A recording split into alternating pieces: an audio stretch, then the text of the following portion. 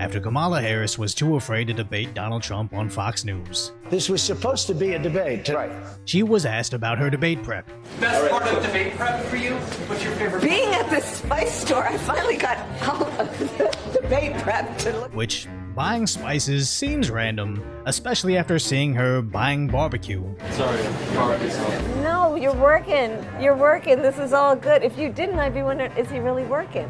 Right? Well, I wonder there that you go. Well, you Her pretzel appearance.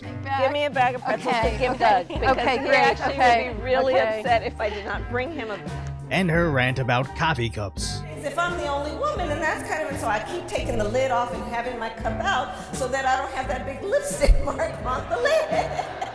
I think the Democrats have officially become the party of pandering when we know more about their presidential candidates' eating habits than any of her policies. Do you think that she is abandoning her progressive ideals? No, I don't think she's abandoning her ideals. I think she's trying to be pragmatic and doing what she thinks is right in order to win the election.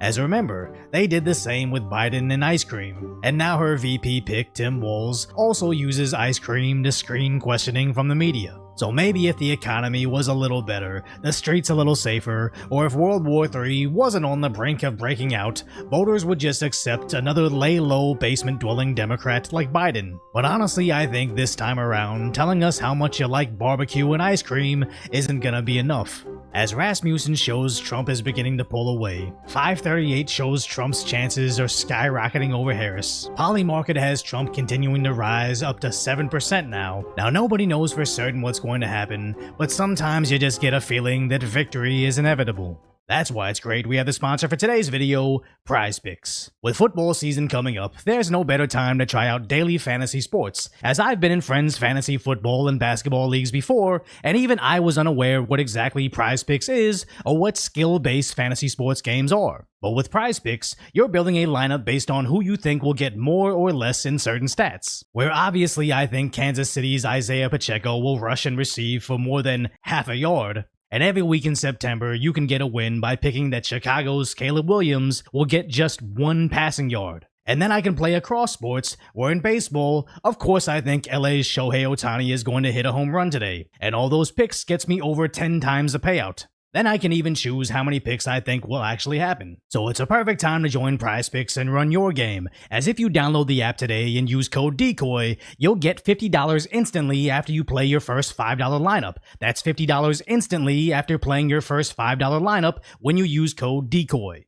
Even CBS is calling out Kamala, as at her rally in New Hampshire, she actually had to bus in supporters from other states. Well, behind me, hundreds of invited Harris supporters are leaving and boarding shuttle buses. This was a departure for Kamala Harris, leaving toss-up states to come to New Hampshire. And CNN went in on Harris's hypocrisy on the border. More than 50 instances of Harris slamming Trump's border wall. But now, new Harris campaign ads actually showcase that very wall. As a border state prosecutor, she took on drug cartels and jailed gang members for smuggling weapons and drugs across the border. So we looked in that ad, and if you look at it, that exact area of wall is in Sasabe, Arizona, and that is a portion of wall that was actually built by Donald Trump. And on top of critical tweets, Harris also wrote in her 2019 book, quote, "There was a bigger reason to oppose the border wall. A useless wall on the southern border would be nothing more than a symbol. How could I vote to build what would be little more than a monument designed to send the cold, hard message, keep out?"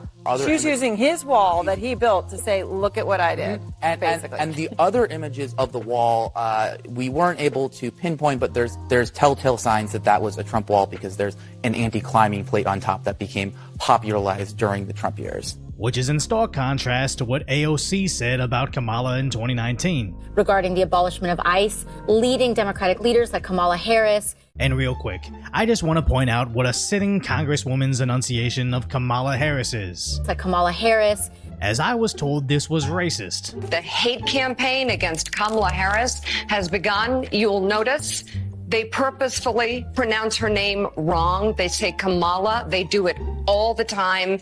It is on purpose. Kamala Harris. Kamala Harris. Kamala Harris. Kamala Harris. Kamala Harris. Kamala Harris. Kamala Harris was talking about this. Kamala Harris. Kamala Harris. Kamala Harris. So if their own team doesn't know how to pronounce the second highest ranking member of their own party, why would they expect everybody else to? It's not like anybody was doing it to be unnecessarily mean, it's because nobody liked her enough to even bother learning her name. Because what's Kamala's actual legacy beyond cackling her way through criticism? Wanting to ban fracking, then changing her mind? Being against the border wall, then changing her mind? Voting for Medicare for all? Yeah, you get it. She doesn't have any actual values. No, I don't think she's abandoning her ideals. I think she's trying to be pragmatic and doing what she thinks is right in order to win the election. To which their press secretary was asked about. If the vice president's values have not changed, why have so many of her positions on policies changed? I would say look at what the vice president has done with this president the last 3.5 years, dealing with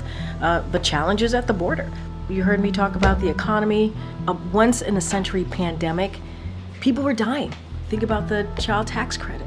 That changed lives for families. It's insane how bad Karine is at this, as it wasn't so much of an answer as to why Kamala changes her mind so frequently. It was just a highlight reel of the many grievances Americans have about the Biden-Harris administration. Their border is broken, their economy is collapsing, and their COVID response lost more lives in less time than Trump, but as long as the media didn't portray it that way, most people didn't even notice that fact. Which brings me to Karine's only strong point, the child tax credit providing relief for families. But that just points out again how the media manipulates everything. When J.D. Vance pitches that idea, it was too difficult. But if Harris says the same thing, it's for families. Now, I could understand the difference in coverage, as CNBC likely has hundreds of propagandists they call journalists, and maybe they have different opinions about something at different times. But no, these two articles were written by the same woman just 4 days apart, so no wonder Harris can perform so horrendously and still campaign about the effectiveness of Bidenomics. Which is odd, as Biden is basically reminding Americans of all his blunders. Remember all the talk, Biden got elected, he's going to do a planned economy, we're going to collapse, and there's going to be all this caving in. Interest rates are going to go through the ceiling. Come on, man. So after his vacations, it's back to the basement for Biden, citing safety. Yes, I'm not able to go out in the crowds anymore. The Secret Service doesn't let me. No, why not? Well, because it says too dangerous. No one gets to go out. As they now have him working on a tiny little desk in his dollhouse version of the Oval Office, where again, he refuses to answer any actual questions about what has he actually been doing as president. How are you helping this way, guys? We gotta go out. We gotta get out of here. Emily, we're moving that way. We gotta go. Because when Biden does speak, he still can't make sense. $300 billion over 10 years. Which is in stark contrast to how he used to be. Vice President Cheney's been the most dangerous vice president we've had probably in American history. So after calling Cheney the most dangerous vice president we've had in American history, he's now endorsing Harris. Dick Cheney will be voting for Kamala Harris. Which Kamala seems to be proud of.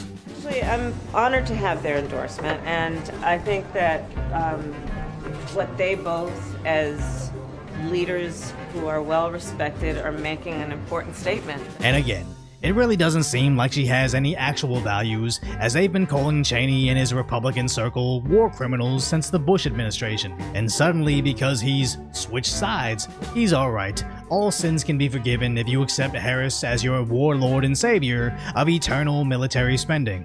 As the Democrats now celebrate getting Dick Cheney, bragging about how Mitt Romney won't support Donald Trump, and even reposting how Mike Pence won't vote Republican for president. What the Democrats fundamentally don't understand is the more establishment Republicans endorse Harris, the more I don't want her in office, as I don't care about what Republicans, conservatives, or what any label thinks. I just want my leaders to put America first. And as what we saw with lifelong Democrat RFK joining Trump's campaign, he's now sending videos to his supporters to vote Trump. And even former Democrat Congresswoman Tulsi Gabbard is doing the same. And so I'm committed to doing all that I can to send President Trump back to the White House, where he can once again serve us as our commander-in-chief. As Donald Trump even suggests that he'll let Elon Musk oversee slashing needless government spending. I will create a government efficiency commission tasked with conducting a complete financial and performance audit of the entire federal government and making recommendations for drastic reforms. We need to do it.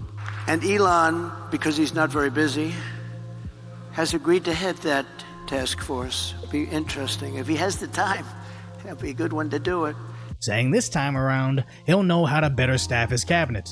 We have to get the right people. When I first went there, 2016, I had a lot of good people, I had a lot of good advice, but I put people in that in some cases were not what I really wanted because I didn't know much about Washington. I was there 17 times in my whole life, and I wasn't in D.C. very much, but I got to know them, and I got to know them the hard way.